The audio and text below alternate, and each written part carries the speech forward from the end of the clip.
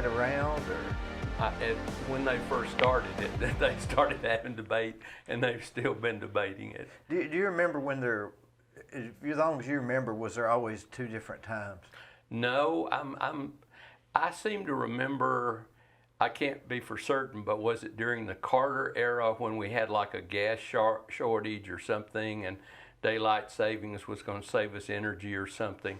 I could be wrong on that, but I can't remember, but that may be right. Yeah. It seems like I remember it being that way my whole life. But well, it seems I'm like older than you. but they're moving it around. Yeah. So you think it's at the end of I remember it used to be earlier, but now it seems to be like it's around Halloween. Yeah. Because Yeah. you can go out and trick or treat. Right. But it ought to be getting soon. Soon. We can look forward to it. Do you like cold weather or hot weather? Well, I'm the kind of person that I can take it either way. I do not let weather stand in the way of keeping me from doing what I love to do, which is being in the outdoors. And I like being outside in the heat of the summer. I'm originally from South Mississippi, and I grew up in a house where we didn't have air conditioning, and it was hot down there, and we just took it. And then in the winter times, we just had some old gas space heaters in the living room, didn't have any heat in our bedrooms, and you learn to deal with it. Was the average temperature in South Mississippi Right. hotter than it is here on the average? Well, it was at that time. I recall I've been in Cleveland for the most part since the early 70s. I came here to go to Lee and stayed. And so my perception is that it was cooler up here than Mississippi back then, but it sure seems like that it's been getting hotter up here. Mm-hmm. And so I would think that it's almost comparable now. Maybe it just seems hotter. I don't know. I know it's hot. I know it seemed to me like when I was a student at Lee back in the early 70s, we'd get more snows back then, but nowadays we don't seem to. We can go quite a few winters without any real snow. In a row. Yeah. Now, when you say early 70s, you're talking about 70 or 74? Well, I actually showed up in Cleveland, Tennessee with my 65 Mustang packed and my big Sears and Roebuck guitar and amplifier and $1,000 I'd saved. And I said, I'm here, Cleveland. I'm going to Lee College. And so I just knew one thing, that I didn't want to be in Mississippi. So I came here. In fact, enrolled January of 71 and finally graduated in 75 with most of 1 year taken off and spent that time in Miami, Florida. What for? Well, interestingly enough, me and some other college students were asked by a professor over there who had invented a water distiller to help him sell some water distillers in Miami, Florida. We were going to make a lot of money that summer, to fund our college education because my parents weren't able to help me. So we loaded up, went down to Miami, Florida, because back in those days they had awful water. I mean, it was on the news all the time about how terrible their water was. So distilled water seemed like a good idea. Mm-hmm. And unfortunately, that whole process didn't work out. So to make a long story short, as the summer drew to a close, I didn't have any money to come back to school. So I had to stay down there and get me a job, and I got a job. Would you not have enough money for this next semester? No, I did not have, because I totally, I funded college myself between it and work study and Pell Grants. I was on my own. So why didn't you go to a cheaper college? I was raised in the Church of God, and I just could identify with Lee, and I just enjoyed it. My friends were there. In fact, there were several of my friends who went with me to Miami, and we had that experience together. It never occurred to me, frankly, to go anyplace else but Lee. What was your major? Well, I have an undergraduate degree in psychology, and I have a master's degree in education with an emphasis on community counseling. When you were in Miami, when you went to work for that the remainder of the summer, what did you do? I was a plumber's helper. Is that right? There was a fella that we got hooked up with the local Church of God down there, and there was a fella who attended the church, and he owned a plumbing company. And, you know, they just needed some labor to do things like jackhammer trenches in coral or break up concrete slabs in a factory where they were having to replace the sewer line and just things like that. And so I did that for the rest of the year, saved some money, and came back to leave the following semester. Where'd you live while you was there? We actually, a friend of mine and I rented a room from this lady who also attended that church. She was an elderly lady. She was single. Her husband, I think, had passed away. So we moved in and rented one of her rooms. Like rooms to let, that sort of thing? Well, there wasn't anything like that those days. It was just, she said, guys, I have a room in my house. You know, it's like a 3-bedroom. Yeah. It's a big old bedroom with a bathroom. So me and my friend and I both, you know, rented that room together. Mm-hmm. And he worked for the same plumbing company that I did. And so it was convenient for us. Did you find a sense of urgency to get back to school? Well, I've always, I guess it was one of the things that my mother really instilled in me. She had a very hard life, and she worked in a packing plant down in Mississippi for the most part, as long as her health could hold out, and it was really, really hard work. And the message that she always shared with me growing up, and back in those days I wasn't James, I was Jimmy. She would say, Jimmy, get yourself an education so you don't have to work hard like I do. So that resonated with me, and I just knew that I wanted a better life. I grew up in poverty, and I can honestly say that at a very early age, I'm thankful that, you know, my mindset was, I want to see the world. I want to experience the world. I want to have a much better life than my mother did and my parents did. So I knew that I wanted to get back to Lee College so I could finish my degree and make some progress in life to get to that point. You know, watching our parents do what they do really helps us if we pay attention. It can. I feel like that I was blessed to be able to take advantage of that. Unfortunately in life, it seems like that some people can't seem to learn that from other people. They just repeat the same mistakes generationally, you know, and it never changes. But I guess it was just a blessing. I don't claim the credit per se, because like I said, early in life it was something that just, before I understood the world, you know, it just was something that I knew from deep down inside, in my mind, in my heart, my whole being, so to speak, that I wanted a different life. Do you think education gives people a different life now than it used to, or is it more important then to get an education? Well, I'm not sure how I would answer that exactly, to say that always I think education has been very important. And some people seem to be able to benefit more from education than others. It's just like training anybody for anything. Some people seem to be able to benefit from that training and do better than others. If you wanted to teach a person to run a welder, you know, some people become phenomenal welders. Some people, or many people, become average welders, and some don't ever seem to get it. So I guess I would say the same thing about higher education and every kind of education. Some people seem to benefit more from it than others. And I can't always say what's, you know, the factors that contribute to that. And another thing, when you go to college, you almost have to decide what you're going to do so early. How do you know at 18, 19, 21 what you want to do the rest of your life? It's always, I mean, it's almost like they need a generic education. Well, I think that may be a weakness in our system. That's what you know, frankly, that it may be better to have some general things there. I advocate internships, apprenticeships. I think those have always made a lot of sense, where you can actually go out and do something.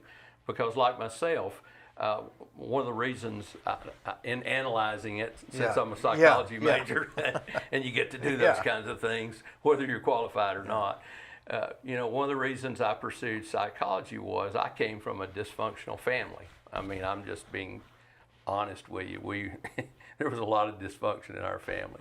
And so when I got, and when I graduated from high school, I didn't even know who Sigmund Freud was.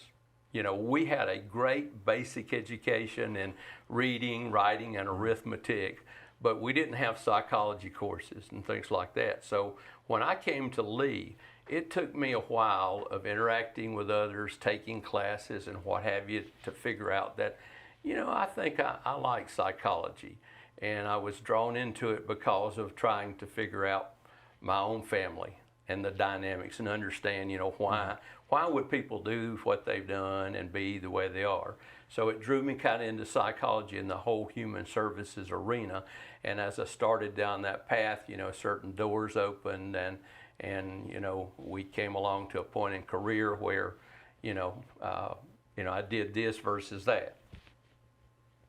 There's always, you can always look back at our lives and say, boy, if I'd have turned left instead of right, what would have happened? I don't know if we can ever answer those questions. Did you? Well, unless we had a time machine. Interesting enough, I think there's a show on TV, Ordinary Joe, right now, that I haven't seen it, but from the previews, it looks like that's the premise of the show, that, they look at different scenarios. But we all can, but, life's kind of like a river, at any point, if you go down this fork or that fork, it's going to be a different experience. But you just don't know which fork necessarily is the best one, and frankly, where it's going to lead. And it makes you wonder, if you went right or left, if we really have an effect on things anyway. Well, I think we do. I think we do have an effect on things, and it's interesting that you would bring that up, because I was reading recently in a book. It's about science and the near-death experiences, and the fellow goes into a lot of quantum mechanics and the whole theory of how our universe and physics works today. And he said that there was several things that really resonated and stood out to him as to what would cause us to know that we could make an impact on things. And one of them, it's a little device called a random event generator, which, to tell you what it is, it's basically an electronic coin flipper. And now if you randomly flip coins over a large number of times, you're going to get 50% heads and 50% tails. Well, in their little thing, they can ask people, in their experiment, they can ask people to influence the outcome. And the interesting thing is that statistically, the outcome is influenced in the direction that the people want it to be. Now, that's powerful information. That's powerful. Powerful information. Now, not like you were to say, well, make these all be heads. Or move this chair. Or move this chair.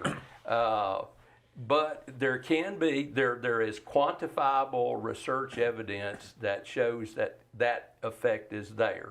Another thing he pointed out, and I hadn't thought about it this way, but it's true, and it has to do with the placebo effect. Are you familiar with that? Yeah, it's like they'll do random tests for stuff and give some a placebo and give some the real drug. According to him, they said that the research shows that in about 35 to 45% of the cases where the person is given a placebo, they get better. And the way they determine if a drug is effective or not is if it's 5%, now only 5% better than a placebo, that's unbelievable. Then they say, okay, we can sell you this prescription for $1 million or for $1,000 a whack, because it's effective. So, and I've heard of studies where they tell somebody that you're getting a cancer drug that's going to make your hair fall, or it could make your hair fall out. And it's a placebo, and the person's hair falls out. So, those are things that I think that if you really look at it, it shows that we as human beings have an impact upon our universe. That we don't understand. That we don't completely understand, and we don't always acknowledge that. And you're not making this up, because No. I've heard this. No. But for these people to make a placebo pill have to exceed 30%. That tells me that even they recognize that that has. But and it goes back to, I guess, what Norman Vincent Peale, The Power of Positive Thinking, right? Yeah. Well, I remember one book I read when I was attending Lee, and it was I think it was called Mind Games, and they compared the cure rates of psychiatrists and witch doctors, and guess what? No difference. No difference. It's what you believe. It's what you believe. Well, let's say that let's say I'm going to go outside and it's cold. Uh-huh. If I say, boy, it's cold, I'm going to freeze myself to death. That's one thought. But if I say, boy, the air is clear today, and this cold air just feels so fresh and brisk, I love it. Would you be cold? Or as cold? Well, I guess you wouldn't, based on what we're saying. let me share you this personal experience. Going back to my days at Lee, I don't know if you've ever seen the series Kung Fu. I Did have. you ever watch Caine, it? Caine, yeah. Kwai Chang Yeah, Caine, yeah. it's time to leave the Yeah, temple grasshopper, kind of thing. Well, it was a good show. Well, we had this guy at Lee. He was a student, and he taught Kung Fu. And so I took Kung Fu for a while. And I religiously watched that show because I was so fascinated. And I understand that was a show, but, part of it is based on some truth. That guy was a real Kung Fu artist. Yeah. They would, I remember one night, the bad guys put him in a box kind of outside, and it was freezing, and they expected him to be an icicle the next morning, and the next morning they went there and he was fine. And so me and several of my friends who were in the Kung Fu, it was cold at Lee that night after we'd watched Kung Fu. And so we took our shoes off, we took our heavy coats off, just had a t-shirt on, and we decided, well, we're going to go walk around out here. And instead of fighting the cold and being, oh, it's cold, that I'm going to embrace it, just embrace it. And you know what? I was not cold. I had an experience of not being cold. And it wasn't just like, well, I've been in some situation where I'm not scared, and you're really scared and you know it. Or, I'm not this and I'm not that, and you really are, you're just trying to tell. But there was a definite experience there where I did not feel the sensation of coldness. Now, I have not been able to achieve that with any regularity as a practice, but I'm saying that experience to me was real. So I identified, and I would think that somebody who embodied that idea and believed that completely and practiced it regularly could practically perform miracles in that area. I've noticed the people that I work, the subcontractors, that don't get. If you show me a guy that's been in the military, he won't get cold, he won't get hot. The rain won't bother him, and the heat won't bother him. That's got to be similar to the same thing. Yeah, mindset. It's a mindset. It's a mindset. And so what else do we have a mindset about that's, I guess it's everywhere. Yeah. Well, it's back to that point I was making earlier, is our mind can have an impact upon our physical universe. You know what they say the biggest nation in the world is? What's that? The imagination. But yeah, I think there's scientific. We're not hypothesizing here. This is real studies. Yeah, and we're not Looney Tunes. This isn't tinfoil hats and stuff. Yeah. But this is coming out of real science. And if you read much about quantum mechanics, he said, which I don't claim to understand it much, but it is so fascinating and it blows your mind, because the universe isn't exactly like we've been thinking. That's what I think. You know. And they say the world will give you what you ask it. You ever heard that saying? I've heard it, and that is in line with what we're talking about. It really is. Yeah, because, well, it's just the mind has more power than we think it is, and sometimes we don't utilize that fully with full knowledge and intention. Maybe it's just to go ahead and ask and assume, and play like it's going to happen. Well, I'll tell you a situation. My wife and I were talking the other day, and she was talking about how she went to this particular gathering, and she knew she was going to win the door prize. And sure enough, she did. And I think of myself, I went to a business meeting in Atlanta one time where they were giving away a 32-inch flat screen TV back in the days when a 32-inch was something a big deal. they had. And I went around that entire week telling people I was going to win that TV because I don't know how I knew it, but I felt it completely. And guess what? I came home with that TV. And it was...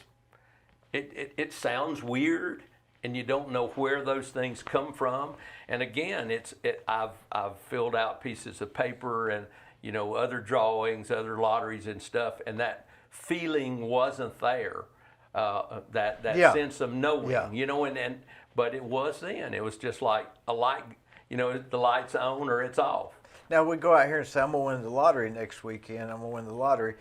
Obviously, that doesn't always work. No. But there is some level of changing events and some of these athletes, they say, how did you win? I imagined it last night. I played it in my head, and I saw myself doing this, and I saw myself doing that. Yeah. And there's a lot of that, and that's pretty well traditional psychology, sports psychology today, where the person rehearses, they focus on the outcome they want. Yeah. That is a whole nother thing. I tell you, and it goes back to the simple part. I mean, that's an advance, but the simple part is just to think positive, not to think negative. Seems like, and negative thinking seems to migrate to other people too. Well, it's kind of, even if you go back to the Bible, the principle of sowing and reaping. If you want a crop of beans, then it's best to sow beans. I always think about that verse that says, "Seek and you will find." I'm not sure if it's talking about salvation or just the door prize. Well, I think it could be lots of things. That could be a general principle or a general law of the universe, so to speak. Maybe there's minute, minuscule things we do that make it happen because we're positive thinking, and we think that we're just doing it mentally, but it's because of the other nuances that we do. I mean, you bought a ticket. Yeah. Obviously, I wouldn't have bought it if I hadn't bought a ticket. Yeah. There are certain things you have to do. Yeah. I agree. There's, where... And maybe somebody else said, well, I'm not going to buy a ticket. James going to win it. And there was less to draw from. Yeah, I don't know. I just know that I knew and I did. You've always been a positive thinker, though. Well, I try to be, because I really, and I would have to credit my mother for that to some extent. Was she a warrior? She was the kind of person that she felt like the entire world was basically against her, and that, she just had to persevere. And she was, I guess I would call her a person with lots and lots of perseverance. And so I think, to some extent, positive thinking is a form of perseverance. And so, I think it's a better, it's better to show up positive than just show up. But just showing up is a good thing too in most days. Sometimes all you can do is just show up. Yeah, because some days you don't feel very positive. We all suffer from, Lord knows, we live in a time right now where there's lots of anxiety. There's just, we're bombarded with so much information all the time that as human beings, frankly, I don't think we're biologically and sociologically ready to deal with all the input we have. And it's a struggle. Used to, we'd get a magazine or a newspaper and have a little bad information.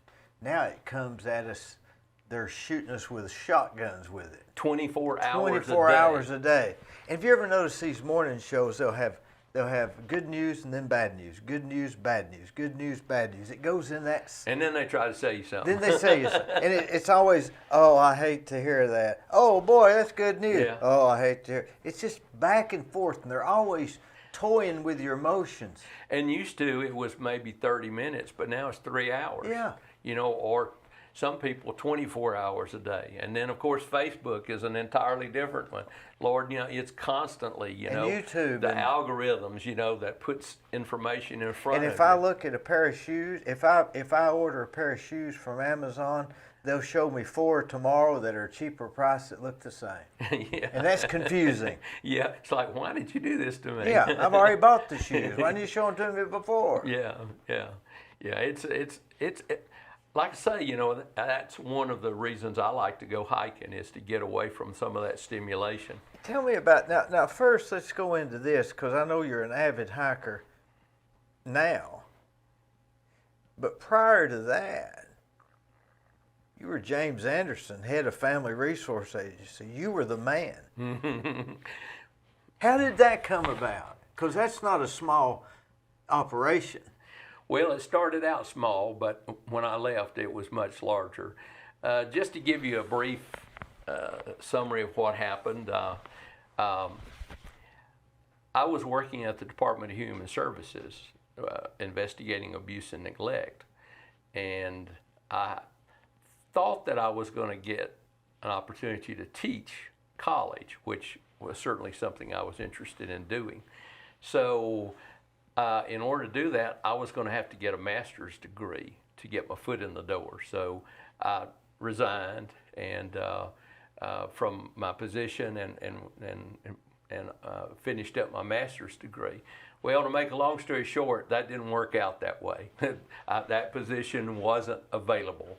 There was some issues with the institution and their financing at the time that created that obstacle. So I needed a job. And so I looked in the good old Cleveland Daily Banner back in the days when there was help wanted ads in there. And it said executive director needed for, a small nonprofit. So I answered the ad, and turned out it was for, the organization was called Cleveland Daycare Centers, Inc. at that time. And they operated several publicly funded child care centers. And they hired me as the executive director. And after a couple of years, I got kind of bored. And I thought they could, this organization could do more. So there was a regional organization that had some financial mismanagement problems, and they lost their Head Start grant because of it. So I said, well, I can write. I was editor of the college newspaper. I can write term papers, so I can write a proposal for a grant. And I'd never really written any big one before, but I looked at it, answered the questions, wrote it. Make a long story short, we got it. So we got into Head Start then. So that caused us to spread into 4 counties of southeast Tennessee in Head Start. Then years later, an agency in North Georgia had a financial problem of mismanagement, so we wrote a grant to take over that one. So we took over 6 counties of Georgia, took over a couple of more things. Along the way, we added a family violence program too. So when I started the organization, we had, I think, 12 employees and a budget of about $200,000 Now this a was year. when it was A child care center, Yeah. back in 1981. And when I left, we had the neighborhood of about 500 employees and a budget of about $24 million a year. God. So, Describe the first day on the job. Lord, I don't know that I can even remember the first day, except that I had a big manual. There was a lady there that, in fact, she was a local lady. She went on to become an attorney after she left the organization. She shared with me a lot about what to read. There's lots of rules and regulations. And I've always been the kind of person that, I get it. I'm a rules and regulation kind of guy. So that came pretty easily to me. And I, you go to college, you can learn, you can read. So you read all these manuals, you read about how to do things and what not to do. And so did all that and, made a career out of it. Stayed 38 and a half years. And how many, you have a board of directors was over that. Right. What was that, 12 or 10? Well, it would vary. Sometimes there would be 8. Normally we would have 10 or 12. Sometimes I think we got up in the high teens. It would vary. But I don't know if Lily Frank Fitzgerald. I've heard that name my whole life. She used to teach. She was on our board way back in the early days. Now, she wasn't one of the, let's see, there was the 3 ladies that hired me, Ann Moss, Ted Moss's wife, I believe. I know Ann real well. She's really nice. Nancy Word, I can't remember what her husband's name was, and Dr. My mind. Oh, his wife was on the board. Right up the road, right down the road. Not Kyle. No. It'll come to me. I'm a senior. I had a birthday last week, so you can forgive me. How old are you now, James? 69. 69. Yep. You're in good shape for 69. Well, I think so. I just yesterday went out and got a certification to use crosscut saws in the wilderness. Now, let me ask you this. Why would you need a certification to use a crosscut saw? Well, what is a crosscut saw? Well, you remember these big old long saws that have a handle on each end and have teeth and and 2 wood, guys. Paul Bunyan, the guys, Yeah. from those days. Well, I'm a volunteer trail maintainer for the Benton Mackay Trail Association, and of course we have a trail that runs in the National Forest, and so in order to maintain trails, you have to abide by the Forest Service regulations. Which is right down your alley, following the rules. Yeah. And so the Forest Service says in order to cut trees and do this kind of work, you have to be certified. And so they have to have this class, and so we went through, and it's interesting because it teaches you about safety and how to use a crosscut saw properly and how to, assess, the hazards. Where it's going to fall. Where it's going to fall, or if it's already fallen, where the bind is, where the compression is, all those kind of things. And if you want to get it to roll in a certain way, what do you do, and all this. So it's very interesting and useful, and I enjoy it because it's a silent saw. You don't have to listen to a motor run. How long is it? Well, they vary in length from like this to, some of them, I've seen pictures of them that they look like they're 12 or 14 feet long. So, now, you've gone into this hiking before you retired. Right. I started hiking in Lee when I went to Lee, and it was a Lee professor. You probably know him, Don Altman. Yeah. When he was a psychology professor at Lee, and of course I was a psychology major, and so I remember the first real hike I ever went on, he said, "Hey guys, I think I'm going to go hiking up Big Frog," because he had gotten into hiking while he was out on the West Coast. Is that the Ramp Tramp? Yeah, that's where they used to do the Ramp Tramp.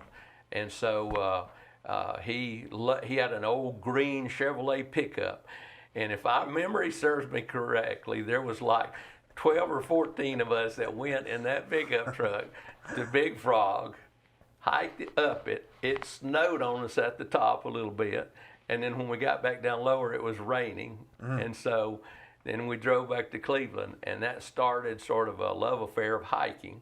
And in fact, after that, one of my friends and I and a couple more people got him to be the sponsor, and we started a hiking club at Lee, which I don't know if it's still going or not.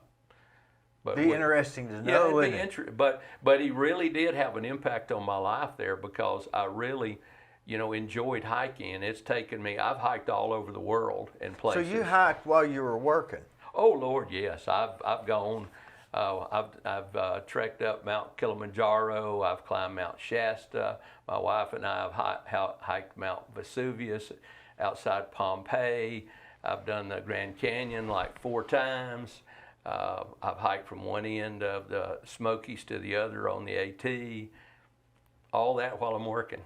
I take my vacation and go hiking. or is it mostly week? Can a person go on a weekend hike and enjoy it? Oh Lord, yes, yeah. What yeah. time would you leave?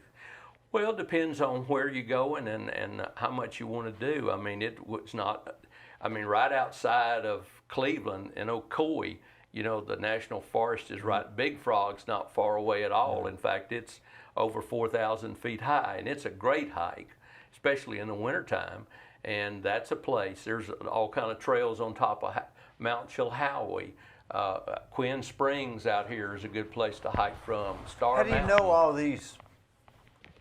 I went with George McCoy and Tasha Plate, my wife, and we went to a place where, is it Jack River Falls? Where's that at? Jack's River Falls. Some people call it Beach Bottom Falls. Beach Bottoms, yeah. Yeah, it's sort of to the southwest of Big Frog. It's pretty much on the line of Tennessee and Georgia. And there's 2 ways to get there, right? More than 2, but there's 2. We went the long way. Where you did all the creek crossings. Yeah. It was like 10 miles. It was the first time I ever went there. I can tell you a story about it.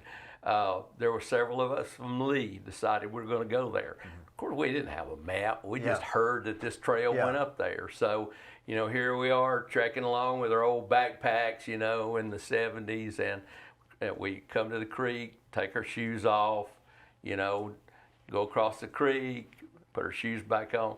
About 3 or 4 times doing that, we said, this is. So we just, and at that time I had tough feet. We literally, after that, we had our boots hung up on our pack. We hiked barefooted. Because you just have to take them off. Yeah, and so we hiked, and it was like, 20-something creek Oh crossings. yeah, it's all you're doing. But I can still remember to this day, and it follows an old railroad grade coming into the fall. Does.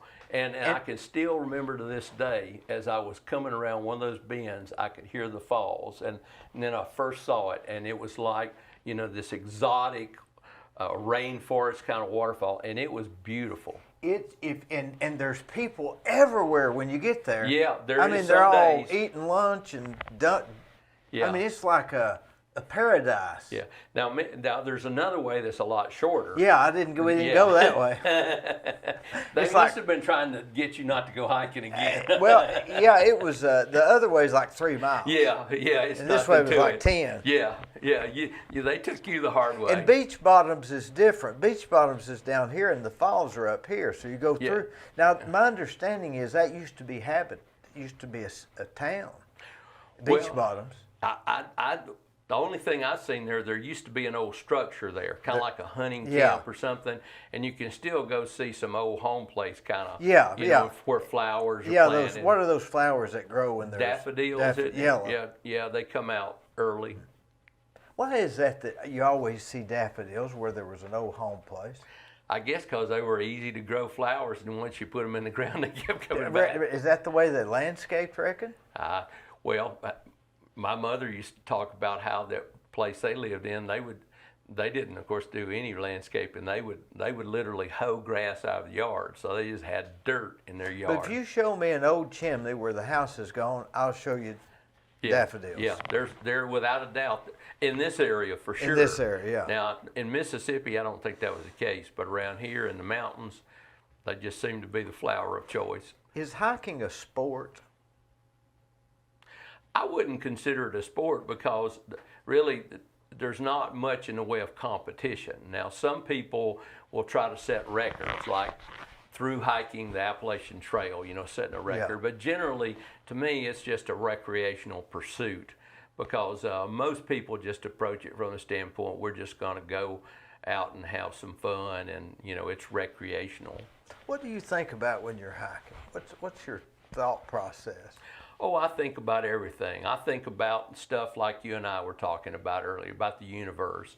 Sometimes I like to just listen to what's going on around me, the birds, just looking out in the distance. Looking far has a medicinal power. Yeah. Not looking like this, but looking way out. Yeah. And I think I don't know this, I've never measured it, but it could be that the oxygen content is greater in the forest because of the trees. It could be very well. And there's a certain sense of well-being that I have when I'm just out there.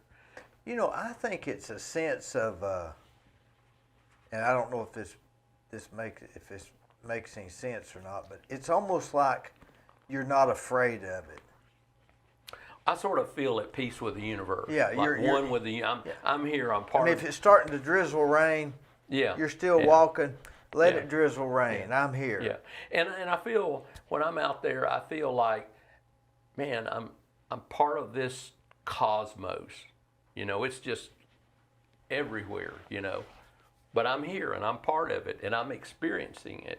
And I'm going to that thing. You always have to have a destination when you're hiking, I guess. I generally do, but sometimes it may be just that we're going to make a loop trail, or something. Now, I prefer hikes where there's good views. I'm the kind of person, I'm a visually oriented person, so I like to see stuff. And in fact, I just like to go places so I can see it with my own eyes and experience it that way. So that's another part of hiking that Do you take a camera too? Yeah. Oh, I've got my phone has thousands of pictures from hikes. What can you do with those pictures? But just look at them again?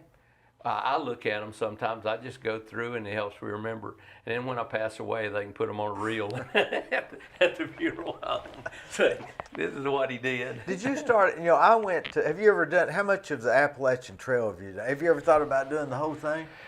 I've thought about it, but I don't really want to. I've been out 10 days, and that was enough at a time for me. So I'm probably not going to be one of those who attempts the Appalachian Trail. Now, I have done the entire length of the Appalachian Trail in the Smokies, from one end of the Smokies to the other. I've done that. How far was that? Oh, about 72 miles or thereabouts. Do you, when you were gone for 10 days, did you have to take dried food? Did you plan out everything you were going to eat each meal? Yeah. I mean, you got to, right? Yeah, you got to. I mean, you have to take your food with you because you're not like on one of those survival shows where you try to fish and eat, or eat slugs or moths or whatever. Yeah. So it's typically dried foods. Now, what I found is that when I'm out there, for some reason, I don't eat as much as I eat at home. My appetite sort of goes away, and I kind of have to make myself eat. But you do a lot of dehydrated food or food that's easy to pack. You have to be weight conscious because one of the things, especially as I've gotten older, I've tried to get lighter weight backpack, lighter weight sleeping bag, tents, so that I'm not having to carry as much weight, so it helps me to enjoy the experience more. Would it be two nights typically, or one? I usually don't go for just one night. Kind of 2 nights my minimum. Our hiking club. I'm president of the Cherokee Hiking Club this year, and. Do they have an office or just a? No. We're just a collection of people. We have a website. You can go CherokeeHikingClub.org and look it up and see, the hikes. We have a schedule. It's just people who like to hike. How many are there? Well, we have nearly 100 members, but not all are involved. Now, like for instance, next week we're going to do a 5-night camp out up at Big South Fork. That's a car tent camp out where, you're at a state park, but we're going to do day hikes. And there's 23 folks going with us on that one. And so. One single then? Pardon? One single? Yeah, we have people their spouses have passed away, things like that. So it's not all couples by no means. And some people, their spouses don't want to hike, so they come, themselves. Yeah. Because my wife rarely goes with me when I go backpacking. But we'll do things like as a group. We went out and we hiked in the Rockies a couple of years ago out near Durango, Colorado. We've done the Grand Canyon several times as a group. And in fact, we're planning to do a hike in Oregon next year, and maybe also might do one up at Mount Katahdin in Maine, where the AT ends, and sort of like do a backpacking around that area sometime next year. Do you think that these trips that you go for 2 days, how much do you carry? How heavy is it? I can do a 5-night backpacking trip where I'm taking everything, including water, my pack, my sleeping bag, everything, and it'll typically be in the 28-pound to 29, maybe 30 at the outside. Boy, that is light. Yep. And the backpack weighs what, a pound? No, my backpack weighs about 2 pounds and I think 12 or 13 ounces. My tent weighs a little over 2 pounds. How big is the tent? Well, it claims it's a 2-person tent, but you would have to like the person really well if they stayed in there with you. Is it nylon? I believe it is. Is it the kind you touch and water comes through it? No, you know, those old no, not the old. Yeah. This is a big Agnes that's sort of latest kind of super lightweight. Does it have the poles that spread out? Yeah. How big is it? Well, it's obviously longer than I am. I mean, if you was to hold it. Oh, if I would hold it in Yeah. it's in a package about that long and about that big around. That's incredible. How long does it take to set it up? Oh, if I'm in a hurry, 3 minutes. You have an air mattress? I do also have what they call a big Agnes air mattress that, frankly, I can sleep on it as well as I can sleep on my nice Is it bed that at home. thick? Oh, no, it's thicker than that. It's about like that. How do you pump it up with air? How long does that take? Just a couple of minutes. I'd stop short. No, well, actually, interestingly enough, you don't blow it up real solid, because if you blow it up then you roll off. But Yeah. if you blow it up where you'll sink down in it a little bit, you stay in it, and it's more cushy and more comfortable. And then the sleeping bags. It's a down. It's a dry down. It weighs a little over 2 pounds, and it'll keep me warm down to 20 degrees. And that's what I use pretty much. Now, I've even got a lighter weight one than that I use just, in the summertime. So you say, okay, I'm going to this hike. It's this high up. It's this far. It's this. There's more views. So you consider everything in the hike for what you're packing. Yeah, you've got to do that because, It's not random. Right. Every 1,000 feet you go up in elevation, you lose 3 to 5 degrees. So, if you go up 10,000 feet, it's going to be pretty chilly at night, typically. Mm-hmm. And so you have to, and you have to dress in layers so that you can take stuff off as you're hiking. And then when you're at camp at night, and I found that down works real well. It's very lightweight, feels great, and it's very insulating. So it's a good material. Does the backpack, are those tall pole ones like they used to No, have? I've got one high of those. tech? No, these are high tech. They have like a mesh suspension system in the back to let you sort of breathe around. They're very adjustable. They're lightweight. They're sort of stated. Now, there's some, like you were saying, that literally a pound or so, but those are, and some of them are very tough, but basically they don't have a frame system of any kind. They're just pretty much, just a bag that you stuff in. But mine has a frame that offers some support. That you got to take the weight off you got to put the weight on your hips, I guess. You're right? trying to. Yeah. You're trying to. What about in that 5 days, you've named 24 pounds. That leaves you 24 pounds for food.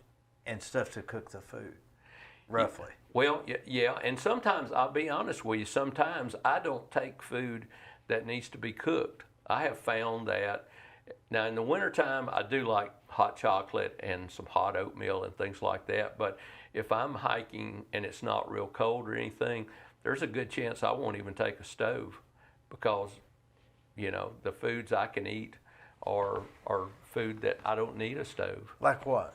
Well, you can eat granola bars. But what about for supper?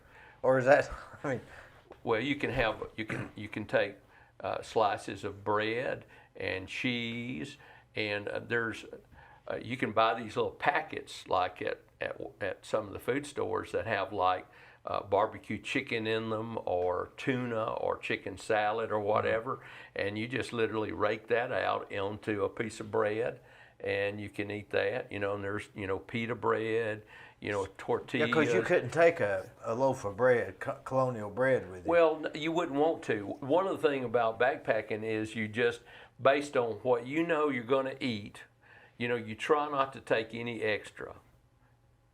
And I like to do trail mix too, which I make my own out of the peanut M&Ms and the raisins and things like that. And I like to eat that. That's nutritious for you. But in 5 days, you're not going to cook hot dogs. No, because you just, or I wouldn't. I mean, I've seen some people out there. I mean, they try to go backpacking. I've seen guys lugging coolers of beer, or Cokes. I mean, literally, trying to do. I saw a person one time bringing a watermelon, and it's like, you got to be, it's just gonna make life a lot more difficult. But now you could make macaroni. You don't have a pot. You don't even take a pot with you.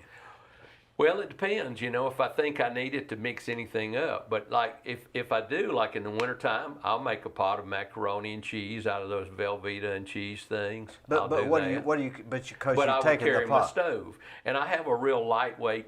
They have a little canister about that big that doesn't weigh much at all, and my stove is literally just a couple of ounces. So it's like got a little candle underneath it or something? No, it's not a candle. It's they're Sterno? No, it's the canister of fuel is one of those like isobutane. Oh yeah. And you just screw and it's called like a little pocket rocket. Yeah. That I've seen literally those, just and it has a little fold out to hold your pot. But the pot, you gotta Titanium. when you pack all of that stuff, you gotta pack. Well, the pot's probably part of the stove, right? Well, you have the pot, you put the canister of fuel in the pot, you put the stove on top of that, you put your washing little sponge on that, your matches in there and all this, and so you wind up with a little thing about yay high and this big around that has all that in it. Now, how would you boil a whole box of macaroni and cheese? Well, you don't take a whole box of macaroni and cheese. You just take, like you can buy them in little packets that have everything in a little packet. Like one person. Yeah, like for one person. You wouldn't do a whole box, Yeah. because you're just cooking. In most cases, you're cooking for yourself only. Throw some salami in there and you got a deal. Yeah, or ramen noodles, and then put you a little of that chicken in a pouch that I was telling you about, and there you got you a meal. What about water? Well, I have a Sawyer filter that you just, when you come to a water source, you can filter it. You put, you collect the water into a little flexible water bag, and then you screw the filter on it, and then you just squeeze it out into the container that you drink out of. How clean does it get it? Very. But of course, it depends on your source. Now, in most hiking situations in this area, this water coming out of the mountains is pretty good water. If I had to drink it and not even filter it, I would drink it. But especially if you're boiling it. Oh yeah. Yeah, but you don't even need to boil this, when you filter it. How long does that filter last? How many times can you use it? On 5 days? Oh Lord, yes. The life expectancy of it is just obscenely high. I mean, because when you go back home, you can wash it out by back flushing it. Get you a little bit of chlorine bleach and put in your water, and then back flush it.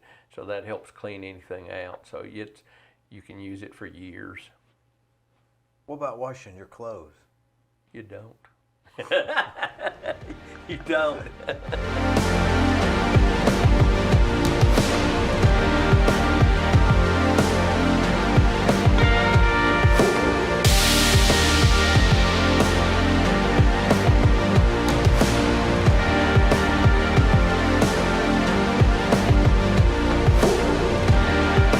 So, do you take a hiking stick? I do. In fact, I take 2 of them. They're called trekking poles. And I just was able recently to convince my wife that when she went hiking, she needed, and she said, I wish I'd listened to you 20 years Do ago. they collapse? Oh yeah, they're very easily collapsible. Mine's carbon fiber, bought them off Amazon. So you walk like you're. Do you walk like this? Is there? Do you have a set stride that you use? Well, it's kind of like, your opposite foot and hand, go out together and you're actually using those poles to help you along.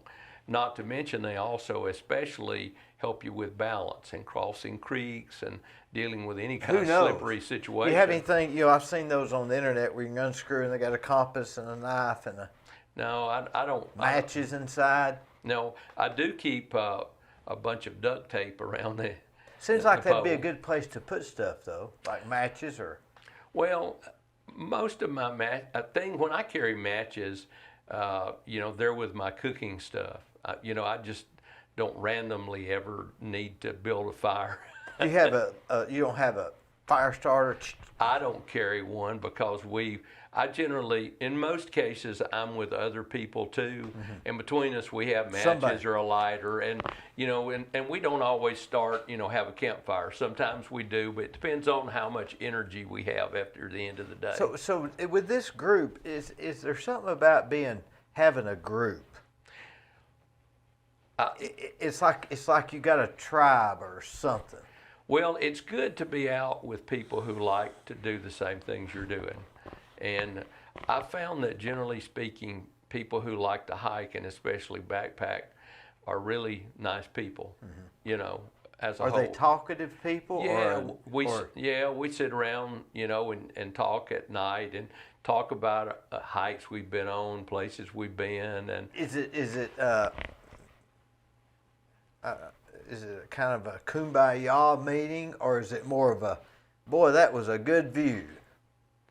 Well, it's a little of both, I think. You talk about experience, you talk about families, you talk... Your kids? Yeah, I mean, you're just, you're spending time with people. And of course, especially if you're on a pretty hard hike, to make it to the top of, some mountain, that you're trying to get to or overcome, a very difficult part of the trail to navigate or whatever, those kind of things.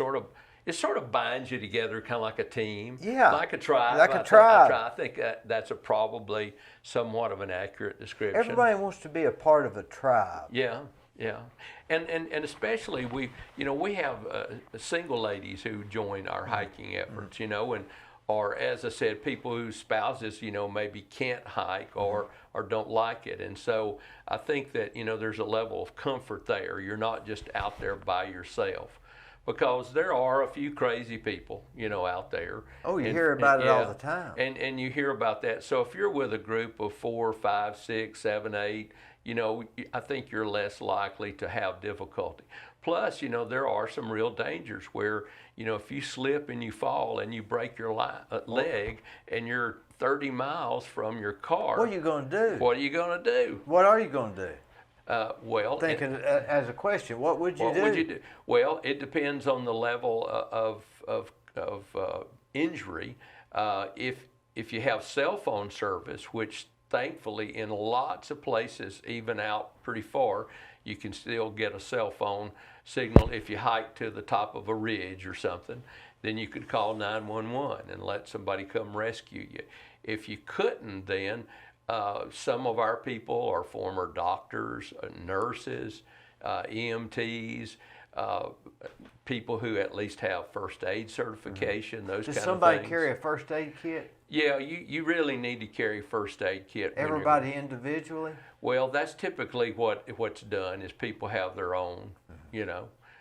You can't assume the other person's going to bring anything. Right, right. And there's really, you know, when we go hiking like this, we don't plan our food together. We don't say, well, I'm bringing a first aid kit. You bring don't the have cigarettes and I'll bring the beer. You don't do that. You don't do that. They're not Yeah. smokers anyway, No, typically. generally not. So you bring your own, and then you would in a situation. There have been some instances where we've had people struggle and people have helped them out.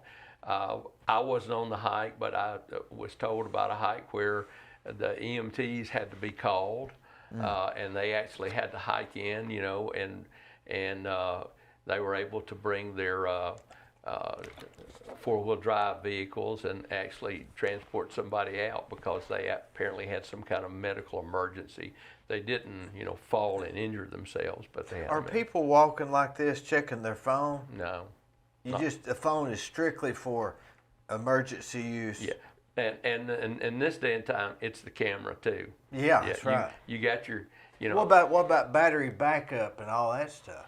Well, I found on my iPhone that if I put it in the on airplane mode and the low battery mode, my battery will last me 5 or 6 days. You can't check your app or play games on it. No. You couldn't read a book on it. Can somebody still text you? Well, what I do often when I'm in places out like that is I'll from time to time, if we're on a high ridge top, I'll turn it back on, acquire a signal, and I'll call my wife or text my wife and say, honey, you know, we're such and such a place. You know, tomorrow likely I'm going to be down low, so I won't be able to call you. You won't be able to call me. But then the next day we'll probably be up high and I can call you again or text you. So something like that. Now they do make emergency kind of signaling devices that I don't know exactly what all they do. What about flares? I've never known of anybody taking flares. What about a solar battery thing? You know, that's solar and charge the phone. Did you take some of that? I have one of those, a small one that it's a backup battery and it's also a little solar charger. And I carry it and I can strap it on the back of my pack. And let it. Yeah. Does it do pretty good? Does it charge it faster and it's losing it? It would charge a bit, but it doesn't charge very fast. You know, I would guess it has to do with the area of solar collector Or it has. moving. It's pretty, If pretty you small. really needed it, you could set and probably set it where it would really. Yeah, you might could. How about a generator? Does anybody take one of those crank up generators, you know, where you crank it? You ever seen those? You can crank it and the radio will play, or. Well, I have a little radio that you do that to, but I've never taken. People out there don't usually take entertainment devices. You would be if you went on a hike with them and you had a crank up TV or something, that would almost be offensive to them. You know, because they're not. Most people, the kind of people that I'm around, want to get away from those kind of things. They're not, you know, so they probably wouldn't like that much. Do they take soap? You take soap with you? Oh yeah, Obviously. Yeah. Toothbrush? Oh Toothpaste? yeah, You gotta have toothbrush. Yeah. I mean, yeah, you take all that. Now you can, like, you take very small quantities, and sometimes I'll even drill a hole or two in my toothbrush handle to lighten it, you know, by a gram or two. Just anything you can do to save weight. Does that make a real big difference over 5 days? Well, if you do it to enough items, it makes a difference. Because literally, if you think about it, well, you remember the saying, it's the straw that breaks the camel's back. Mm-hmm. You know, that one straw. Or another one I like is, no single drop of rain thinks it's responsible for the flood. Yeah. But, you know, it's... How about this one? What was that song? The old lady said, every drop counts something. I can't remember. Well, Pete in the sea is the thing. Yeah. So every little bit helps. Yeah, and that's it. It's a matter of, well, can we shave off an ounce here, and some of it might be just minute amounts. But over 5 days, that thing bouncing on your back and you carrying that would get annoying, right? What? That I mean, little the phone weight, charger the thing? weight, whatever weight it is. Well, most of them are pretty adjustable now, where they fit pretty tight, so they're not bouncing around. But a 23 pounds versus 28 is a big deal. Yeah, that's a big deal. I mean, that when, especially as you get older, I think too, you notice those things. So you want to, now then you get to the idea of trade-offs of comfort. Like if something's really, really comfortable, like For instance, there's people start taking chairs that are literally weigh just slightly more than a pound to sit in. They're very lightweight, but they're very comfortable, so you don't have to find a rock or a stump or something. And you make a conscious decision, I want this. Now, if you were an Appalachian through hiker that's going to hike the entire thing, you might want to leave that at home. But since we're not being out there longer than 4 or 5 or 6 or 7 or 8 days, then that pound, you can say, well, I'm willing to take this pound because I like sitting in it at night when I'm sitting around talking. And another thing, every time you get ready to go on a hike, you almost have to read about it and say, how far is this? How much do I want to carry? How much food do I want? It's not, I say, what do you take with you? It would just depend. Yeah, you do. And most of ours, the hike leader furnishes an itinerary, so to speak, that says, day one, we're going to hike so many miles and we're going to have so much elevation change and we're going to camp at this spot. Day two, we're going to, hike so many miles, so on and so forth, so that you have an idea of what's going to happen, at least what's planned. Who picks him? It's usually a volunteer who's interested in going and wants to plan the trip. We don't pick them necessarily. If they pick a bad place or they get some information wrong, nobody's going to give him a hard time. He was just doing the best he could, right? Not usually. Not usually. We tease people, but some people are always like I thought this was 5 miles. We've been walking 7. Yeah, something like that. So, well, that's what the map said. Yeah, it's just good fun. You ever have anybody get ahead of other people, and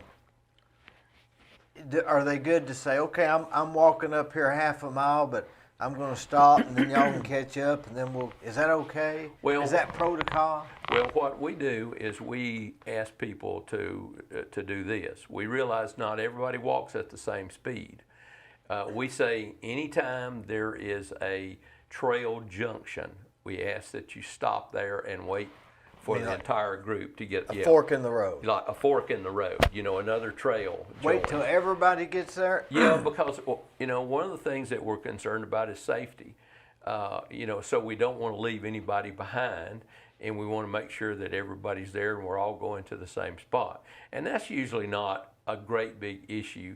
You'll have your fast hikers, they'll move on up ahead and they'll get there, and there'll be a couple of them and they'll sit around and talk with each other. And then your medium hikers, they'll make it there, and then the others who later, and then they'll need to, and then what happens a lot of times is the fast hikers then go on again, yeah. And they'll be waiting, but that's just part of it, going as sort of a group. Now this is volunteer, and we're not the police, so if somebody's acting in a way that the hike leader thinks that they're not being safe, then the hike leader can certainly call them out on that. But I mean, the worst is that they just don't get to come on the next one that guy's leading. Just don't tell them. Don't tell them they don't where get to come going. again. We just didn't tell you about that. But they say that walking every day, like 20 minutes, is the equivalent to all of this aerobic exercises, that you don't need all this other stuff. I mean, you're in good shape. You look 65 years old. Well, thank you. And you've lost some weight too, haven't you? I have. Over the summer. I have. I'm pretty active in lots of ways. I do my own yard work. I left. Has this been always? Yeah. I just enjoy. I love cutting grass. How did you get away when you were working full-time in charge of this massive 500 employee thing to go out of town for 2 days hiking and not worry about it? I'd go crazy. Well, I think it's a part of my personality. I was blessed with the ability to hire good people and then be comfortable in allowing them to do their job. That didn't mean I didn't think about what was going on, but I would always have them trained to a point where I was comfortable with the decisions they would make. Right or wrong? Right or wrong. Leave it as is? Because none of us always make perfect decisions. We always make decisions that, we always have some decisions that as we get on further down the road, we say, man, I wish I'd done that differently. But that's life. But, if you help them to understand the principles, of how do you go about making decisions, and in our case, our clients came first. We were there to serve, the community, and if you made that decision, and our another principle was we expected people to act with integrity, and if something was going on that was awry and they needed to deal with it, and that person was not doing what they should have been doing out there, then hey, I support that, because we wanted to do things right, by the book, and legal and moral and ethical and all those kind of things. So again, it had to do with principles. So by the time that we left them in charge with things, and also we function sort of as a team.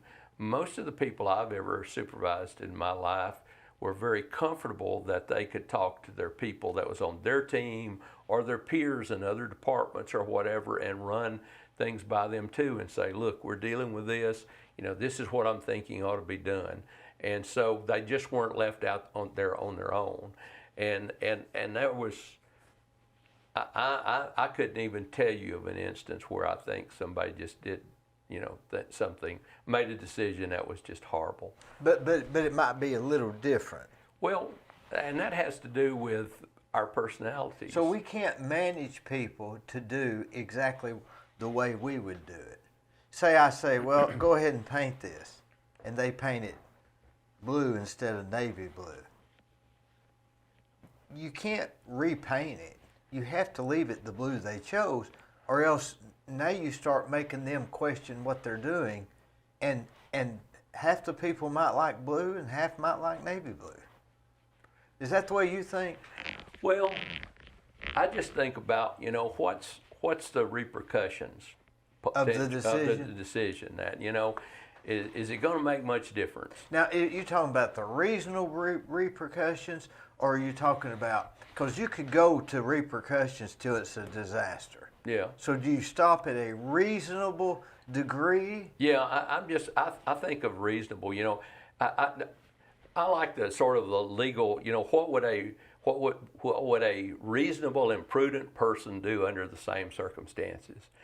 And that's not always exactly the same thing. You just have to step back and say, walk me through your thinking, walk me through your decision.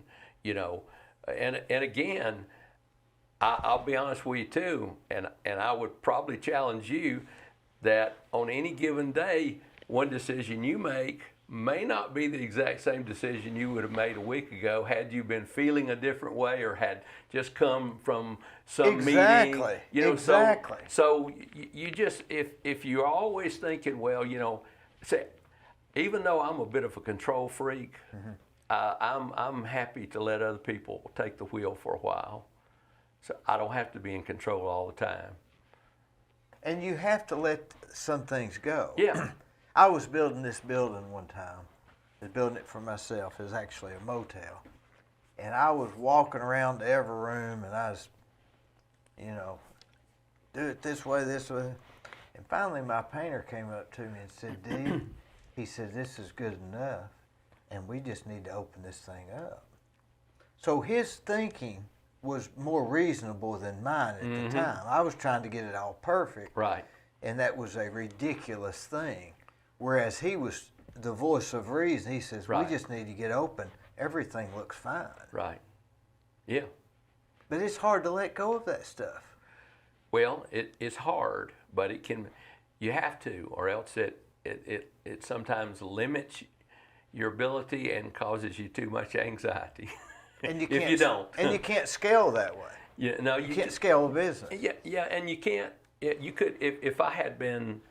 I remember discussions with our board back before we expanded into Georgia, and they were going to talk about what they were asked. Some were asking questions like, "Well, how are you going to manage that down there?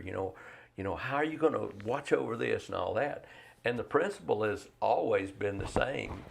When we grew at every step was, you hire the very best people you can. You invest your time with them in training them and talking with them. And trying to get to know them so that you understand them and have confidence in them, and then you let them do their job, and always let them know that you're there to support them, to help them work through any kind of difficulty they're having. Always understanding that they're not going to do it exactly like you would do it. They're going to change the recipe up a little bit. Their casserole is going to be different than the casserole you would have made, but by golly, what difference does it make? It's still casserole. Is it still a casserole? People get fed. People say, yeah, this is great. You just can't. When you feel like you have to control everything, it'll drive you to the point of being crazy. Because tomorrow you make another decision. Yeah. You wouldn't do it that way tomorrow. Yeah. And I tell you, in retirement, I have one of the things I've really enjoyed is not having responsibility a whole lot. I'll be honest Is with you. Is that a bigger relief than you thought it would be? Yes. Yes, it is. But you're not making money right now, right? I mean, you're not getting other than retirement. Right. I mean, I invested when I was working. My wife and I flipped houses for a while. We live below our means, and so we're comfortable, and so I feel very blessed. We made some good decisions. I don't have to worry about finances, and I'm enjoying not having responsibility. And I tell people, I had to grow up early because my mother was sick, and my father was an alcoholic. And I have had responsibility since I was like a preteen. And I was pretty well ready to let somebody else to be in charge. And me just do, things like cut trees and cut grass and, just stuff like that. Was that your escape? Yeah, it has been to some extent. It's therapeutic for me. I've said, I've always loved to cut grass because one of the reasons I like to cut grass is I can see such an immediate effect. Repetition. Yeah, well, you go out to your yard, and it's shaggy, and it's growing up, and then you go up with your lawnmower and it's all pristine looking. And so much of my life was especially work life, had to do with I was in charge of people and projects and what have you that they had no real end. I mean, they went on forever. And you couldn't stand back. Very few times could you stand back and say, man, that was a really good job. That was a really good project. Like, for instance, you would have satisfaction, I'm sure, in once you build a building. You can stand out front and say, by golly, that looks doggone good. That's what it would seem like, but the reality is I never feel like I'm finished. So I never get real closure. Because you could always do something else. Well, I'm sorry to hear that, Dee.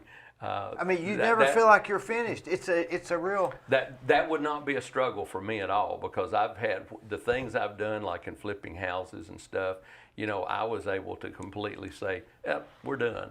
It's not perfect, but this is the best we're going to do. But with me, I'm building for someone. Yeah. They've got to accept it and refer me to the next one.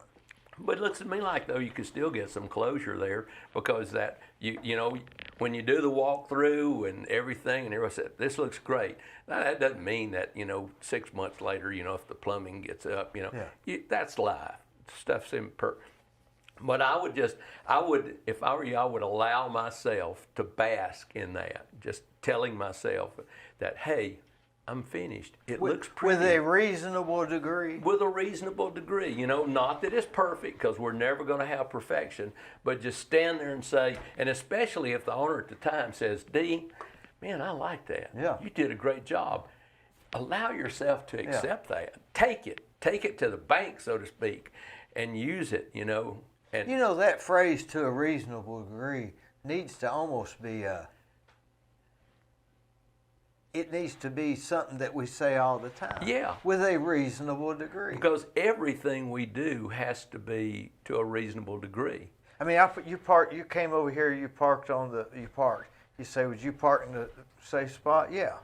Well, what if somebody comes with a motorcycle and runs around through there and hits your car? Yeah. So we could say, within a reasonable degree, right. You parked in a safe spot. Right. Of course, something could fall out of the tree and hit Yeah. your car. Yeah. Yeah. You might have stopped on a nail. Yeah. Yeah. See, you don't go there. no, I don't. Yeah. You got to you just can't even go down that road, because you cannot control all those things. But it might happen. It might. An acorn might fall on your tree. But you know what? I've got insurance. And then you go to the next step. And you think, in the hiking world, people sometimes they have to leave their cars at remote places. Yeah. And I'm a part of this hiking forum, and they were asking about, well, do you ever have this, that, and the other? And, one of my responses was, well, you go park your car and you just make sure you have good insurance. That's it. Let them worry about it. That's all. You're paying for that piece. Yeah, you're paying for the piece, a reasonable piece. But Yeah, even reasonable. Even then, you can't be assured. You're going to have a deductible. Yeah. Or something. Who knows? And that's the uncertainty of life that, to some extent, you just have to kind of embrace. Have you always been able to release those what ifs? Well, I can't always. There are areas of my life that I go through those scenarios of worst case disaster scenarios, but I am able to get past them by talking myself through them. Does it take 5 minutes or 30? It varies. It depends on the topic. So when you have that come up, you're able to counsel yourself and say, now listen, James, in the reasonable world, no one would assume that this is going to happen, and you're able to release it that way. Pretty much, because I kind of come back to that phrase you're using, although it hadn't been that in my mind, Yeah. but it's like, what would a reasonable and prudent person do under the I think you came up with that idea, that statement. Well, I'd heard it from a legal show or something like that. But, just that's kind of the way I've, and then I say, well, I'm not God. I can't control everything. I don't know everything. I'm not competent in every single thing. So, by golly. And then part of it is knowing myself that I am the kind of person that I will try to do the best I can on most every day. I'm sort of obsessive in some ways. Like, I may have 4 plants that I planted out there, and I'm concerned about giving each plant an equal amount of water. Yeah. You have ADD?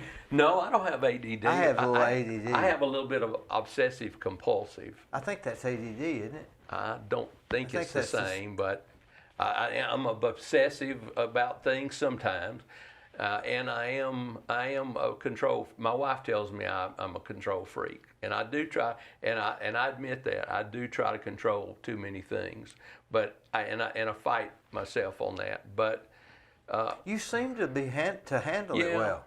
Yeah.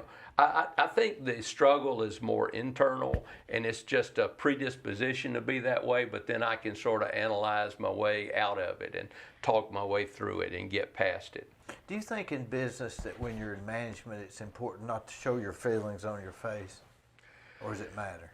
Well, I prefer to try to be, constant and not be easily provoked and show feelings easily. And that's the kind of person I've sort of been all my life. Mr. Spock on Star Trek. Yeah. He was, what was it? he was part Vulcan. He was part Vulcan. Yeah. That's why he had some feelings, right? Because he's part human. He was part human, but he really agonized it. And interesting enough, he was, as I told you, my home was dysfunctional, and I used some of his techniques to deal with life and dealing with my home life when I was a kid. The emotions, struggling to control the emotions. Sheldon on Big Bang does that. Yeah. Same thing. Yeah. But you say you had a dysfunctional home. Maybe we all do. I mean, none of us is like Leave It to Beaver, are we? Well, I will tell you, let me just say that my father turned into a raging alcoholic. And I mean, literally, and I was thinking about this the other day, probably around the age of 11 or 12. My dad would typically get drunk every single day. And domestic violence started in my home. Not just buzzing, domestic violence. Yeah, domestic violence. Hitting or just yelling? Both. And, and you just, and my mother was sick. She had, I think, every disease and ailment known to man. Probably part of it was stress. And she was in the hospital a lot and some things like that. So I would say, having studied psychology and been familiar with dysfunctionality, my family was toward the extreme end of the scale. As opposed to, no families are perfect. Yeah. And then you're right, there's Leave It to Beaver, that was TV. Yeah. But most people, they had more going on. Yeah, my dad never beat my mother. So that's a big plus, right? Yeah, that's a big, and if you grew up in a family where your dad worked and he used his money to invest in the family and, to help the family, then that was a good thing. Mine wasn't. I remember as a kid, our roof started leaking. My dad wouldn't do anything about it. So I had to use my part-time work. I was working, I'd mow yards and do stuff like that, and saved up some money to buy the shingles to fix our roof. And that was as a teenager. So, most kids don't grow up in that kind of house. That's got to have an effect on you. Yeah, and it has. And it's made me be a very independent person who didn't want to ask for much help. Always wanted to do it yourself. And it also made me, I decided, kind of getting back to what we were talking about earlier, I decided at an early stage in my life that I didn't want to live life that way. So I came to Lee. I met a young lady who, interestingly enough, from Virginia, grew up in a home situation much like mine. We didn't know exactly what we wanted, except that we didn't want to lead the lives that we came from in our homes. And so we've been married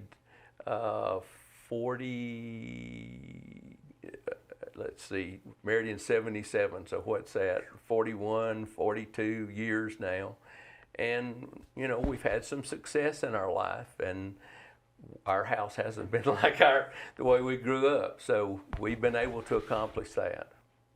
Do you think hiking, a 2-day hiking trip or staying 2 nights, is a lot like life, and you sort of, the repetition of walking like this, is that like your daily thing, and you're going to this? Am I making any sense? Well, I can see that analogy. I mean, you're just being kind. Yeah. Can you really see it? Well, if I were a preacher, I could use it. Yeah. I could develop a sermon on it using that. But there's some similarities. Because people that have OCD and ADD, it helps them to do repetition things. It's something about writing stuff down or walking or. Well, most people find comfort in structure, and what you're talking about, that's structure. That's it, and that's what a lot of families, they say that kids that grow up in a dysfunctional home, that they lack structure. It doesn't matter really, that's what happens when kids go to different schools. It's structure, repetition.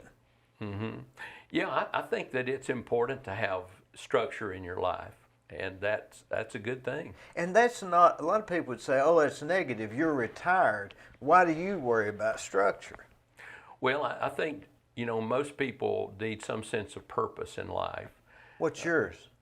My purpose right now is to do good things for the world, for the community, and to travel and enjoy myself. And I don't feel bad about that because I feel like, I've spent most of my life working in jobs or careers that the overall objective was to help my fellow man and to help them lead better lives. You or started get an education. you started by fixing the shingles. Yeah, and so I feel like that, I participated in the American dream. I paid my dues. I've been that solid citizen. I've shown up. At an earlier point in my life, we were active in the church, and we did all these, and we taught Sunday school, and we led this, and we led that, and we did that, and we raised our kids right, and we took care of them, and all that. So I don't feel the least bit guilty about saying, okay, my wife and I, we can enjoy life now. Now, that doesn't mean we're just hog wild on things, but, our intent now is to enjoy ourselves, our retirement, and like I say, keep doing things that, like I'm the volunteer that I help, trail maintenance. I'm also a member of the Lions Club, and in fact, tomorrow we're doing a eye screening for the kids at I think Black Fox. So, we're doing those kind of things. So it's not just that I've turned totally inward on myself, but we're trying to lead a balanced life. Also, we're active in the life of our grandson. He's 8 years old, and we love to take him out hiking and into the woods and offer him experiences too. So we're just enjoying life, and I like being retired. Is there something spiritual about hiking? I think so. What's your definition of spiritual? Well, for me, spiritual has to do with sort of being in touch with the universe and ultimately the creator, or developer of the universe, however that came into being. And so I think that, and to realize you're part of the universe, I think I read something where the bone in your teeth or some part of your teeth is really particles from a star, and it's just, sometimes we in our feeble little minds just see the world as such a small place. But if you get out into the outdoors, you can see that the world is larger. And then if you look up into the heavens and look at the Milky Way, you think, gosh, I'm looking at the Milky Way, and it's just one little tiny galaxy that's part of an entire cosmos. So, you can just get overwhelmed almost thinking about the vastness of the universe there. And to me, that's a part of spirituality. Even thinking about that, if we was in Italy, when you came in, I'd kiss, like they do. But we don't do that. No, we don't do that. We say, why don't we do that? Because we're American. Yeah. Well, you take that one little thought and you multiply it times all these different cultures and everything. Why are we just doing what we're doing and we get consumed? Not just that, but I mean it's like the lady that she kept cutting the end off of her turkey, at Thanksgiving, and her daughter did it, and one day her husband said, "Why do you cut the end off of it?" She said, "I don't know. My mother always did that." And she asked her mother, and she said, "I don't know. Your grandmother used to." And they said, "Well, why did you?" They finally asked her, and she said, "Well, my oven was too small." Yeah. So we get stuck doing these things that are just out of culture or repetition. Well, one of the things that my wife and I really enjoy doing is travel. And I think travel really opens your eyes to how other people live. I think back I was able to climb Mount Kilimanjaro in 2008, and we made friends with our guide who guided us to the top. And after we got back down, he invited me to go home with him, and his wife was going to cook us a meal. And the other guys, they went off to do something else, but I went home with him, and I got to know him and talk to him. And even though he lived in a world that was so different than mine, we had the same desires. We have the same fears. We have the same concerns. So, we're brothers. And there was a bridge built between us there, and I think about him from time to time and wonder, well, what in the world's he doing these days? Maybe you can hit him up on Facebook. Well, I thought about that driving over here today. As a matter of fact, I know the company that he worked for, maybe trying to contact them, because he had he had said that he wanted to go back to school and become, I forget what he said he wanted to become, but I'd like to find out if he ever was able to do that. But we've just enjoyed seeing how other people live. I think that if we spent more time doing that, we would be closer to each other rather than more divided. Instead, I think our world has a tendency just to divide us, because basically what people are doing is throwing rocks at each other all the time. That's all they're doing. Nothing good comes out of anything in terms of the leadership or anything. They're just, all we can do is bash the other one and call them idiots. And I say that for both sides, and it's just such an unproductive, stupid way, because like it or not, we're all on this little rock, the third one from the sun, and at this point in time, we don't have the technology to leave in any great numbers and know where to go. So we better learn to get along a little better. And who's got this time? And we're only going to be here, 100 years at best? Yeah. My uncle said some people live to be 90, and the rest of us suffer. Yeah. Yeah. I mean, so why argue? Let me ask you this. Sure. Packing back to this hiking and packing very light with just these few items. Could you see the advantages of living that way? How the minimalist, not necessarily become a minimalist, but can you realize how they got to that train of thought? Oh yeah, and I think even now, I've especially in retirement, because I don't have to dress up much anymore. I'm giving lots more to Goodwill. And you got a 2-story. I've been to your house, full basement. I mean, it's not like you live in a little house. Yeah. Yeah, but I've sort of tried to like on clothing and other stuff, that and if I haven't used something in a year, I need to seriously consider about giving it away. Or do you think that when you're hiking and you got limited items, that it releases stress of, like when I go home, I'll have stuff everywhere than clothes that I hadn't worn in 10 years. I got 10 jackets in the closet and I won't wear one of them. Yeah, I think it does, because you don't have to consciously decide. If all of you got one coat, you don't have to go through any decision process if it's cold about what to put on. Are those minuscule times what we need? I mean, how does that relieve stress? I mean, you say, okay, I want this coat or that coat. Well, I think it has to do with sometimes making decisions creates stress, because especially if you're the kind of person that worries about consequences, you get into this, well, now, if I wear this one, what's people going to think of me about that? If I wear that one, are they going to like that better? How are they going to respond? Or I got a pocket here, and what if I forget to get it out of that pocket when I take it in the yeah, washing? Just lots of stuff that if you have the tendency to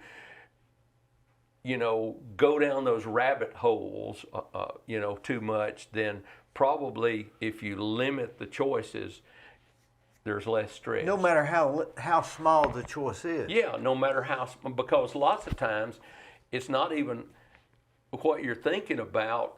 The consequences of it are typically almost inconsequential. So you're wasting a lot of time in your mental energy trying to go through this.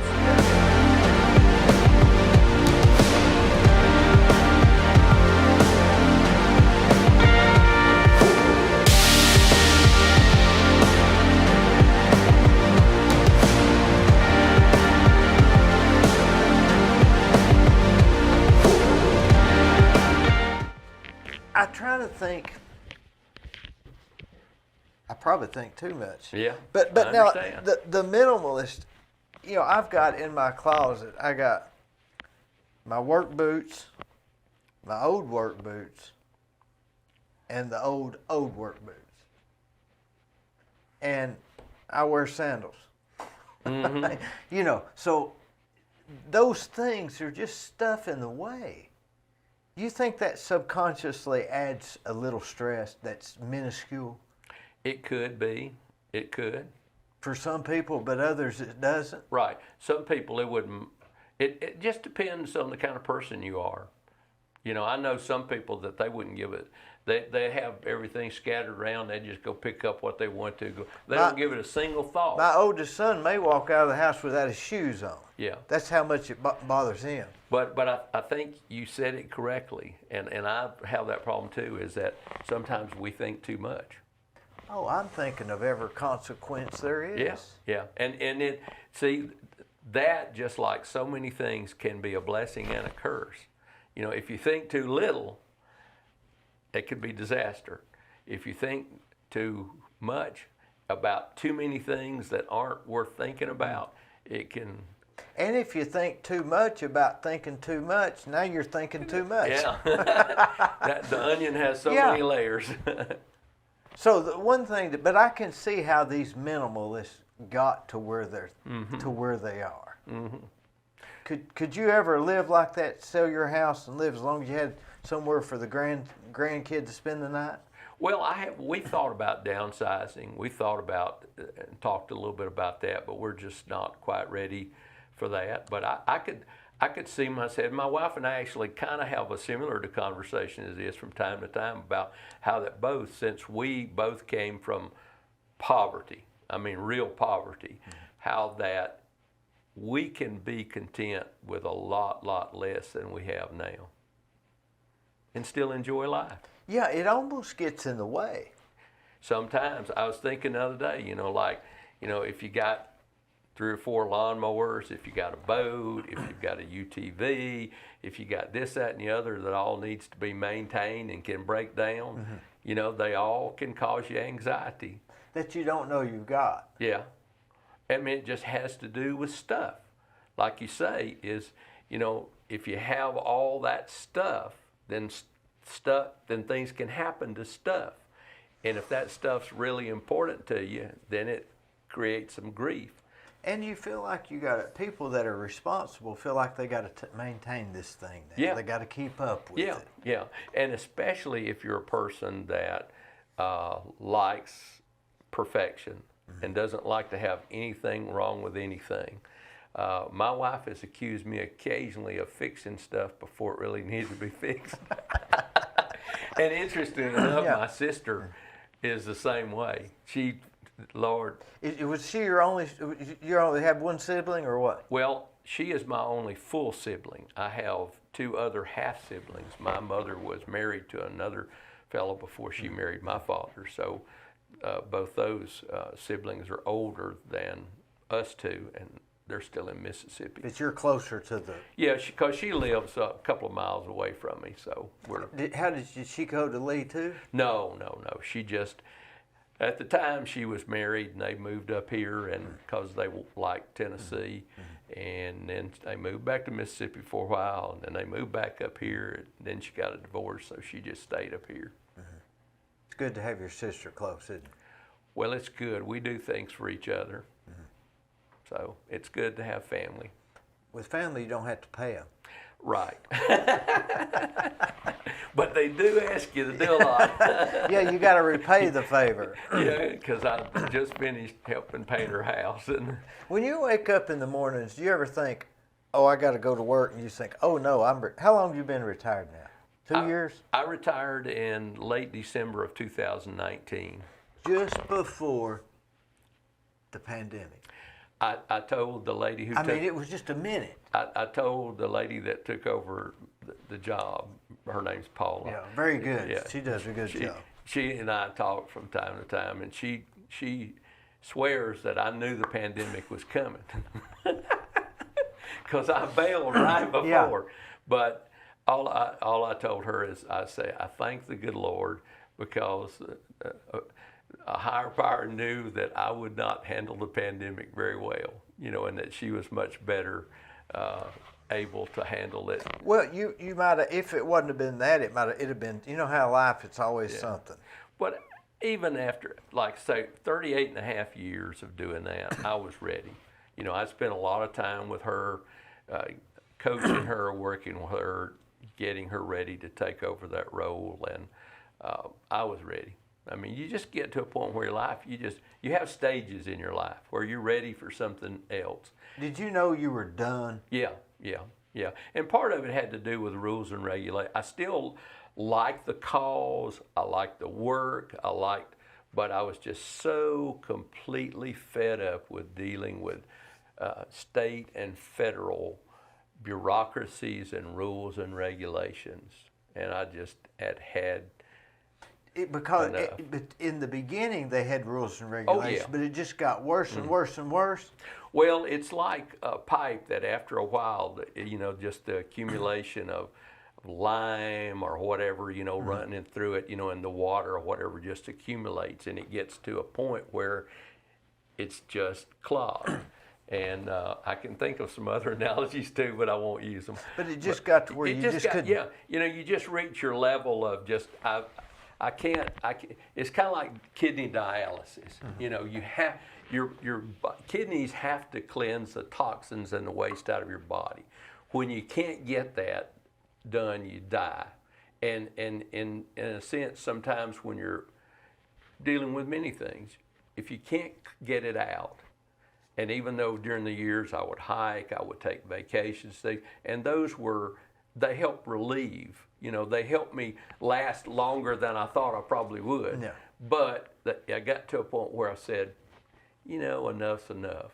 I've done enough. I've taken I'm ready to turn this over to somebody else, let them take it wherever, they and the board want to take it. And you know what? You have to quit on a good note. You have to find the right time. Well, it's ideally better. Like it's Seinfeld better. quit after 6 seasons. He said he wanted to quit on top before he went down. Well, I felt like I did that because I felt like that over the years I had a reputation of honor and integrity and competence, and that I worked hard to achieve that, and I felt like that I couldn't see anything beyond that, so I was ready to go. And do you think that the regulations or the rules and everything that goes with it, it was getting to where your patients weren't as good as they used to be with it? Yeah. You're tolerant. Yeah. It's like anything. You can just your tolerance for it. You lose your flexibility. You lose your ability to let it roll off. It's like even waterproof fabric. Like you can buy a coat that's waterproof. Yeah. A lot of them, after a while, that water repellent coating wears off, and you have to renew it. And usually when you renew it, it's not quite like it was when it was brand new. It'll last you some, but it really gets to the point where you can't really renew it very much, and forever. I guess I describe myself that way, is that I felt like it was time. I'd done enough good. I was ready to give somebody else a turn. And you did a lot of good. I mean, you think about the Head Start, the women's family violence programs. What else was there? We had the Head Start. We had the state pre-K education. Those were the ones that we were doing. And that's a big thing. Well, we probably impacted 3,000 families a year. If you multiply that by 25 or 30 years. Plus the spin-off families that it affects. Yeah. So, what would Cleveland be like without Family Resource Agency? Well, I don't think it would be quite as good as it is, and I feel very blessed that we got a lot of community support. Our local United Way was always so helpful to us, and so supportive, and we appreciate that. The school systems. And we even found that, in other counties too, because even though we were headquartered here, we covered 4 counties in southeast Tennessee and 6 counties of northwest Georgia. And we found lots of people out there who were just like we were, wanted, just trying to help families and children have a better life through education, and intervention and things. And that sort of is a good thing that, that's a high calling, I don't know what a better calling would be. If you can try to help your fellow man have a better, more decent life, then, that's pretty good. You had a life well lived, James, and it's not over yet. I'm hoping it's not over yet. I've still got a few years left. Happy trails. I always enjoy talking to you.